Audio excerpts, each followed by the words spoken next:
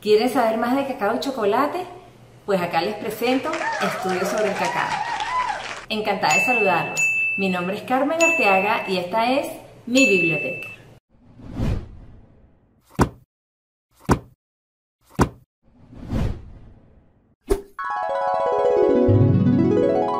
En un video anterior yo les presenté un libro sobre la historia del chocolate que escribió el historiador venezolano Nikita Harwich y cuyo enlace les dejo por acá en la cajita de descripción y los invito a verlo porque está bien bonito. Pero ahora en el presente video les quiero presentar una obra también sobre la historia del cacao y del chocolate, narrada no desde la voz de un historiador, sino por un científico peruano que hizo de Venezuela su hogar. Pero antes de continuar te quiero pedir el inmenso apoyo que me darías dándole me gusta a este video, suscribiéndote a mi canal y comentándome abajo cuál es tu chocolate favorito. El libro se titula Estudios sobre el Cacao y fue publicado en el año 2017. Su autor fue Ernesto González Enders, que fue un científico que tuvo una vida absolutamente fascinante. Este señor nació en la ciudad de Lima en el año 1948 y fue un eminente biólogo y médico cirujano que además tuvo una brillante carrera académica, desempeñándose como profesor no solamente en universidades de Hispanoamérica, sino también de Estados Unidos y de Europa. Acá en Venezuela llegó a ser vicerrector académico de la Universidad Central de Venezuela. A la par de su inmensa actividad académica, González Enders también era un amante de la gastronomía. Incluso él llegó a ser tenedor de oro de la Academia Venezolana de Gastronomía en el año 2012 y fue fundador de la Cátedra Antropología de los Sabores y del Diplomado en Alimentación y Cultura Venezolana, ambos de la Universidad Central de Venezuela. En la presentación de este libro, su viuda, la profesora Karina Castillo, nos dice que Ernesto González Enders era un apasionado del cacao y que para él este era un fruto maravilloso junto con su principal producto conocido, que es el chocolate. Entonces, la investigación que se registra en este libro es un aporte al conocimiento sobre el origen del cacao, que es una cosa muy debatida en el mundo cacaotero y del chocolate, no solo desde una perspectiva histórica, como se ve en el libro de Nikita Harwich, sino también desde una perspectiva científica, social y bueno, también histórica. Este libro retrata las investigaciones que se han hecho en el campo del cacao y lo primero que tengo que decir es que es un libro cortito. Apenas supera las 100 páginas, pero es una obra de arte en sí misma, porque está bellamente diagramado e ilustrado desde la portada y el índice hasta la última página. Solo para empezar, miren estas páginas qué hermosas son. Definitivamente, así ustedes no tengan un interés particular por el cacao y el chocolate, este libro es súper interesante y súper atractivo solamente por la belleza de sus páginas. Ernesto González comienza el libro asentando algo que muchos no habríamos considerado a pesar de que es evidente, y es que el cacao y su derivado más conocido, que es el chocolate por parte del Nuevo Mundo, y la vid y el vino por parte del Viejo Mundo son frutos y alimentos que representan para la humanidad más que un tipo de comida. Por el contrario, tanto el chocolate como el vino han transmitido a las distintas civilizaciones que lo han conocido no solamente su valor nutricional, sino abundantes significados culturales, rituales, místicos, mágicos, médicos, medicinales, etcétera, etcétera, que los han puesto en un lugar muy distintivo entre el resto de los alimentos y que nos permiten considerarlos como elementos muy especiales. Hablando específicamente del cacao, en las culturas prehispánicas fue tan apreciado que estaba asociado con relatos míticos sobre el origen del hombre, y en la actualidad su valor económico es indiscutible y además su producción es perfectamente compatible con una visión sustentable de la actividad agrícola. De acuerdo con las investigaciones que nos muestra González Enders en este libro, está claro que el cacao formó parte de la actividad humana desde hace casi 4000 años. Y en el idioma proto-zapoteca, que es muy anterior al maya y al azteca, la voz cacao significaba jugo amargo o jugo de fuego. Esta palabra fue posteriormente incorporada al idioma de los olmecas y de los mayas y llegó así tal cual hasta el presente. El cacao no solamente ocupó desde siempre un lugar en la mesa de estas culturas, sino también dentro de su imaginario, y por eso siempre lo encontramos en sus relatos cosmogónicos. Y además se usaba ampliamente tanto en sus rituales funerarios como en sus rituales de fertilidad, sus rituales de siembra, sus rituales de cosecha. Por ejemplo, entre los mayas acostumbraban a hacer una fiesta de la siembra en honor a sus dioses. dioses. Y en esa fiesta sacrificaban a un perro al que le habían pintado una mancha de color de cacao sobre la piel. Otra práctica habitual obligaba a los plantadores a mantenerse célibes durante 13 noches y al llegar la 14ª noche podían yacer con sus esposas y luego proceder a la siembra del cacao. Avanzando en el tiempo, la historia del cacao se une a la de Europa con la llegada de Cristóbal Colón al continente. Está plenamente documentado que el almirante Colón y su tripulación fueron los primeros europeos que entraron en contacto con este fruto. Sin embargo, la cosa tomó plena forma fue con la llegada de Hernán Cortés, que coincidió con el relato del mito de Quetzalcóatl, que anunciaba el regreso de este dios que en el imaginario azteca guardaba similitudes físicas con los europeos. La consecuencia fue que Cortés y sus hombres fueron recibidos en la corte del emperador azteca y agasajados, entre otras cosas, con la bebida chocolate. Para este momento el chocolate se consumía exclusivamente líquido, mezclado con algunas especies americanas y con harina de maíz como espesante. La llegada del cacao a Europa se produjo en el año 1528 cuando Hernán Cortés volvió a este continente con un cargamento de cacao y además los utensilios para prepararlo de la forma como les gustaba a los aztecas. Es decir, líquido, bastante espeso y con muchísima espuma. Y una vez que se hace este contacto se inicia una nueva era para este alimento. Pero volviendo al continente americano, los europeos también se interesaron por el uso que se le daba al cacao como moneda de intercambio y lo incorporaron a su circuito económico también. A medida que el imperio hispánico se iba extendiendo por el continente, las sociedades nuevas que se iban formando conservaron la denominación del fruto tal como lo llamaban los aztecas y los mayas, pero es interesante saber que no ha sido su único nombre. Por ejemplo, los Yanomami de la Amazonía lo llaman pojoroa. En Ecuador, las etnias Borani, Cofán y Shuar lo llaman cacabo. En el norte de Sudamérica, la etnia Mirupú lo llama chiré y la etnia Mucuchíes lo llama spiti. Además, las investigaciones arqueológicas recientes nos muestran que no solamente los mayas y los aztecas utilizaban el cacao, porque se han encontrado artesanías y otros artefactos que reflejan que el cacao estaba entre los recursos de las culturas prehispánicas de las actuales Perú, Ecuador y Venezuela. Igualmente, se han encontrado restos de plantaciones de cacao prehispánicas por parte de manos humanas en estos países. Con respecto a lo que es el origen de la planta del cacao, más allá de toda duda, el profesor Ender González nos dice que el cacao es proveniente de la floresta tropical amazónica y como buen biólogo y científico nos ofrece información sobre las variedades y clasificaciones que se le han dado al cacao. En el caso de Venezuela se clasificaban los cacaos en 3 variedades principalmente, que eran el criollo, el trinitario y el forastero. La variedad criolla es la más aromática y por eso es la más apreciada y fue la que le dio un lugar en el mundo del cacao y del chocolate a Venezuela. Entre el cacao criollo se destacaba el llamado cacao porcelana, que es el más fino y aromático que hay y que se cultivaba en el occidente del país, alrededor de la cuenca del lago de Maracaibo, y que se conocía además afuera internacionalmente como cacao Maracaibo porque se embarcaba desde ese puerto hacia el resto del mundo. Por su parte, los cacaos criollos que se cultivaban en el centro y el oriente del país se conocían como cacao Caracas. Y aquí quiero hacer un inciso para comentarles que la escritora mexicana Laura Esquivel les hace un homenaje a estos 2 cacaos en su novela Como agua para chocolate, con una receta que llevaba ambos tipos de cacaos, además del legendario cacao de Soconusco. En Ecuador también existe un cacao fino de aroma muy apreciado por su perfume y que ellos llaman cacao nacional.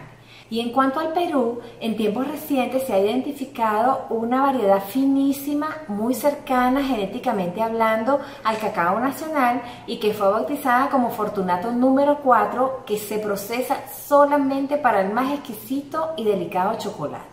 Todas estas variedades de cacao fino de aroma tienen una debilidad y es que son muy vulnerables a las enfermedades y para colmo de males están siendo sustituidas por variedades híbridas como el CCN51 que fue creado por ingeniería genética en el siglo XX y que realmente se ha constituido en el azote de los cacaos finos de aroma. El profesor Ernesto González Enders en este libro describe desde una perspectiva bien científica, diría yo, lo referente a lo que es la distribución y el origen del cacao y las posibles teorías sobre cómo se expandió desde sus orígenes en el Amazonas hasta el norte del continente. El relato es bien completo y para mí es una lectura obligada para los interesados en este tema. Sin embargo, a pesar de que es bien científico, él no se pone pesado y para mí mantiene un equilibrio bien interesante entre el relato dirigido a los iniciados en este campo y el público en general. Pero el profesor González Enders no se queda solamente en el plano científico, sino también entra en lo que es el relato histórico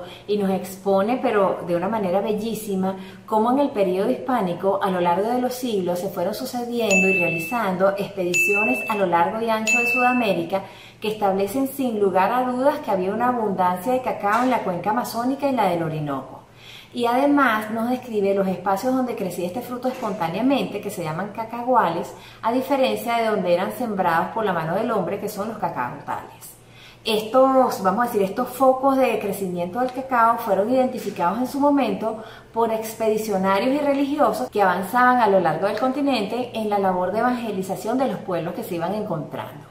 Los registros de estas expediciones tienen la ventaja de que se conservan y son un verdadero tesoro hoy en día. Por supuesto, el cacao también estaba presente en el imaginario y en la espiritualidad de los indígenas de Sudamérica y formaba parte de sus mitos de origen, como por ejemplo podemos encontrar entre los yecuanas y en los yanomamis. Y me llama muchísimo la atención que en estas culturas el cacao también está asociado al hecho de la posesión del fuego entre los seres humanos, tal como en las leyendas aborígenes mesoamericanas que les comparto en el video anterior que les hice sobre el chocolate y que nuevamente les invito a ver en el enlace que está aquí abajo. También les recuerdo que se suscriban a mi canal y que le den me gusta y me hagan comentarios en este video. Hablando de los Yanomamis, existe un mito que se asemeja muchísimo al mito de Prometeo en el sentido de que hay un personaje que logra robarle el fuego a una deidad egoísta que se negaba a compartirlo. La leyenda cuenta que existía un Yanomami que era gigante y malvado que se llamaba Ibarigüe, más o menos, me imagino que se pronuncia algo así. Entonces, a pesar del sufrimiento que atravesaban sus paisanos, él no les compartía el fuego y se lo guardaba para él solo debajo de la lengua. Sin embargo, después de muchos esfuerzos, otro Yanomami muy avispado llamado Yorequitirami logró robarle unas chispas de fuego y huyó con este tesoro y guardó una chispita de fuego en cada árbol. Pero en el árbol del cacao puso más y por eso es que los Yanomami lo usan para hacer fuego. Entonces nos podemos dar cuenta que en estas mitologías también, al igual que en el mito griego de Prometeo, se representa el fuego como un recurso robado a seres sobrenaturales. Por otra parte, a mí me llama bastante la atención que Enders González dice que junto con estos hallazgos hay todo un debate sobre si las poblaciones prehispánicas de Sudamérica cultivaban el cacao tal como lo hicieron las culturas mesoamericanas o meramente se aprovechaban de los frutos que se daban silvestres.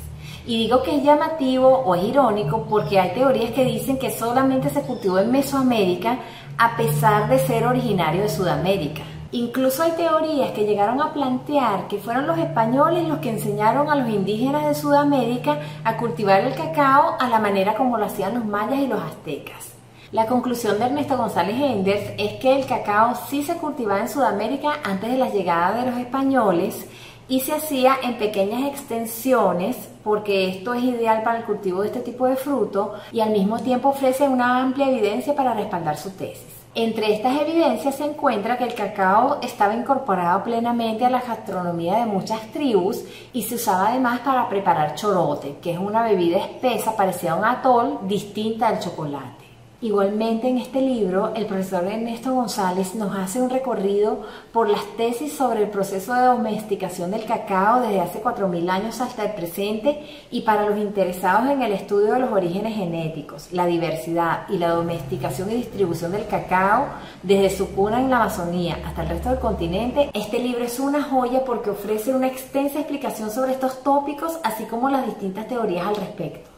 Entre esas teorías me llamó particularmente la atención la teoría de los centros de diversidad genética del botánico ruso Nikolai Ivanovich Vavilov, que fue un científico súper interesante que viajó por todo el planeta y que fue pionero en la creación de bancos de germoplasma vegetal en la primera mitad del siglo XX y que lamentablemente murió purgado por el estalinismo.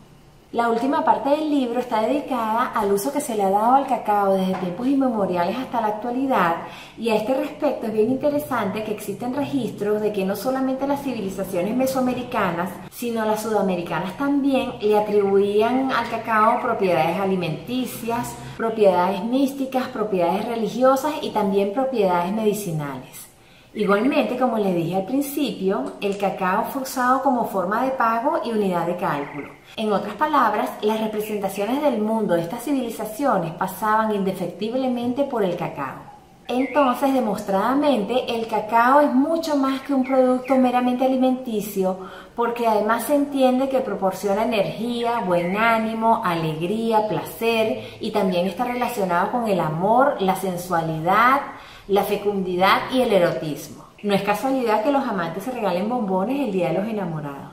Y esto se debe a que se ha descubierto que el cacao tiene compuestos químicos como por ejemplo la teobromina, la serotonina, la cafeína, la dopamina, entre muchas otras que actúan sobre nuestra fisiología, proporcionándonos efectivamente beneficios en el estado de ánimo, favoreciendo sentimientos positivos, sensación de plenitud y deseo de acercarnos a los otros. Como nota curiosa, González Enders nos cuenta que el cacao también está ligado al imaginario de una de las bebidas emblemáticas de Occidente y del capitalismo, que es la Coca-Cola, porque la famosa e inconfundible botella de esta bebida está inspirada en la mazorca del cacao. Y la razón de esto es de lo más divertida, porque resulta que el diseñador de la botella confundió el cacao con la coca al momento de plantearse el diseño de la botella. Entonces buscó una imagen del cacao en vez de buscar una imagen de coca en el libro o en la biblioteca donde fue a averiguar. Y bueno, se inspiró en una mazorca de cacao y terminó diseñando la inconfundible botella de Coca-Cola que todos conocemos. Ernesto González cierra su obra con una digna mención a los emprendedores chocolateros venezolanos que contra viento y marea han impulsado el espíritu laborioso en una sociedad dominada por el rentismo. Entre ellos cabe mencionar a la gente del Chocolate La India, Chocolate El Rey, la familia Franceschi y por supuestísimo a la maravillosa María Fernanda Di Giacobi, que con Cacao de Origen no solamente es una creadora de chocolate de calidad mundial, sino también se ha convertido en una promotora de la educación y del conocimiento del valor del cacao como factor de desarrollo para muchas comunidades. Dicho esto, entonces yo dejo hasta aquí mi reseña, invitándoles a leer este libro y pidiéndoles que me ayuden dándole like al video si les ha gustado, suscribiéndose a mi canal y dándole a la campanita para que les lleguen nuevas notificaciones. Muchas gracias y hasta luego.